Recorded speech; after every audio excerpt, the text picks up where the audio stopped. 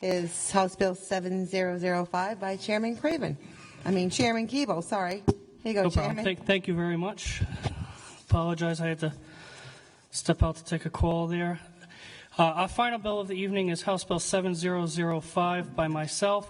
This bill would create a civil right of action for employees who are terminated by employers solely for appearing pursuant to a validly issued subpoena. So you get a subpoena, you go, you give your testimony, you come back to work, and your employer says, sorry, we expected you to be here at work, you're fired.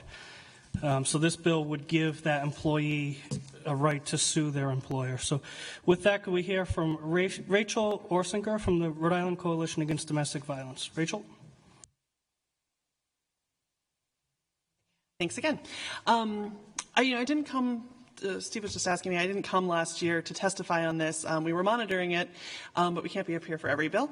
But then I talked to a group of survivors, our survivor task force, and they felt really strongly about this bill because a large number of them have lost jobs or lost promotions or lost other things because of the time that they had to take away from work to go and testify in their domestic violence cases. Nationally, there's some statistics, I quote them in the written testimony, that between a quarter and half of domestic violence victims who've had criminal cases say that they have lost their job at some point during the process.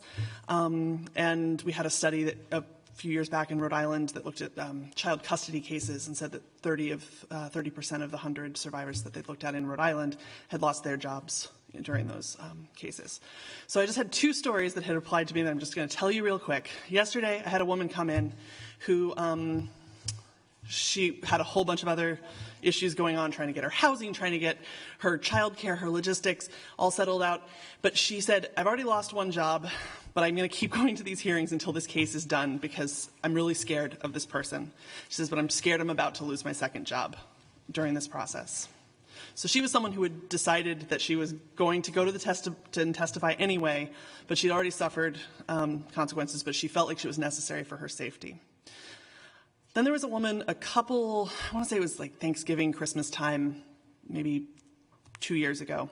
I get a call from over in the court advocacy office, and I hear that there was a woman who she'd come 5 times to testify at a hearing.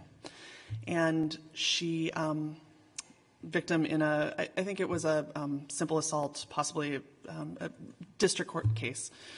But she was scared. She really wanted this person to be held accountable. She comes 5 times. The case keeps getting continued because the state police officer wasn't able to show up. The 6th time, her boss says, if you miss another day of work, you're going to lose your job. She says, I can't lose my job. I'm now on my own. I'm one income. I have kids. So she chooses not to go. The judge puts out a bench warrant for her. She gets pulled in. She gets 50 hours of community service, and the case against her abuser was dropped. So it's really this catch-22. If you want your children to be safe, if you want yourself to be safe, if you want, this person not to go on to abuse other people, you need to show up again and again at court. If you want to keep your job, you can't do that. So, this is a situation where these victims have the least power of everyone in this situation, and we're putting the most responsibility on them. So let's put some of the burden somewhere else. Thank you, Rachel. Any questions? Thank you very much. Steve Brown from the ACLU.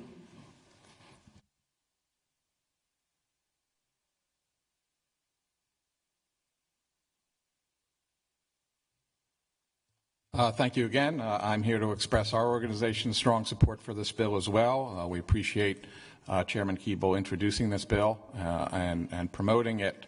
The reason it's necessary, you've heard the examples that Ms. Orsinger gave, but Rhode Island is an at-will employment state, which means that absent a specific law to the contrary, employers generally have the right to fire an individual for any reason they want to.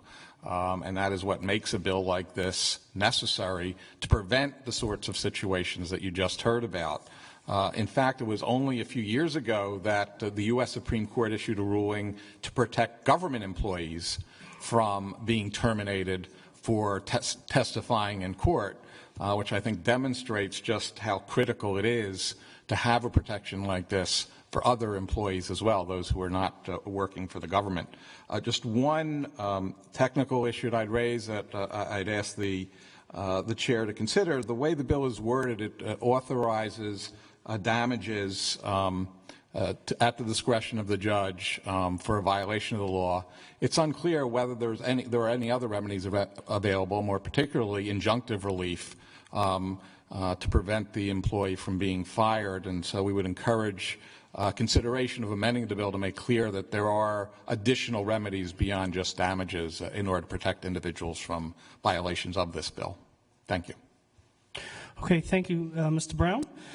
And thank you also to Representative McEntee for supporting this important piece of legislation. She's a co-sponsor and an advocate for women's rights.